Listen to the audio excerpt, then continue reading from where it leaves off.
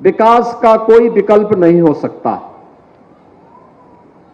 जो लोग विकास नहीं करा सकते वे जाति, मत, मजहब, क्षेत्र और भाषा के आधार पर सामाजिक ताने बाने को छिन्न भिन्न करना चाहते हैं। जिन लोगों ने विकास नहीं कराया है वे लोग समाज के सौहार्द को बिगाड़ने वाले लोग हैं। उन्होंने जब उन्हें मौका मिला तो विकास के कार्यों को स्वयं करते हुए नहीं बल्कि स्वयं के विकास के लिए कार्य किया। अपने पूरे प्रदेश का समग्र विकास हो, जनता जनार्दन को और प्रदेशवासियों को इसका लाभ मिले, इसके लिए उन्होंने कोई प्रयास नहीं किया। याद करिए 2017 के पहले का उत्तर प्रदेश और 2014 के पहले का भारत।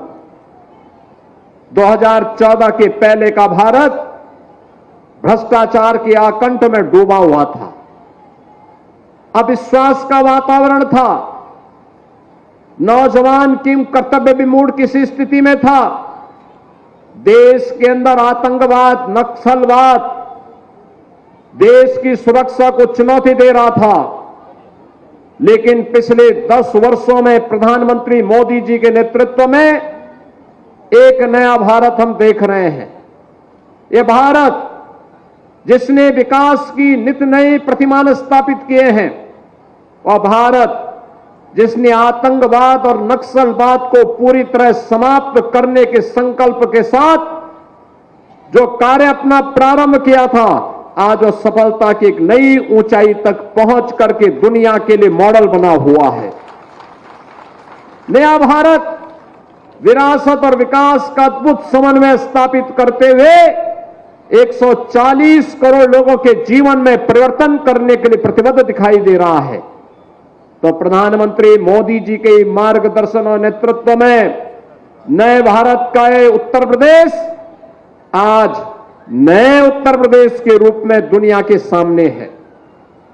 नए उत्तर प्रदेश में अन्नदाता किसानों का सम्मान है, नारी की गरिमा की सुरक्षा की गारंटी है, नौजवानों के रोजगार की गारंटी है, तो व्यापारी और बेटी की सुरक्षा की गारंटी भी इस नए भारत में है, नए उत्तर प्रदेश में है।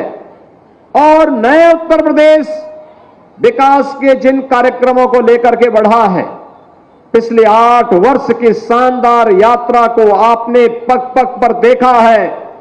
आज जो भी आता है गोरखपुर में कहता हुआ विकास हुआ है। जो कोई भी आज वाराणसी जाता है कहता विकास हुआ है। जो कोई प्रयागराज जाता है कहता विकास हुआ है।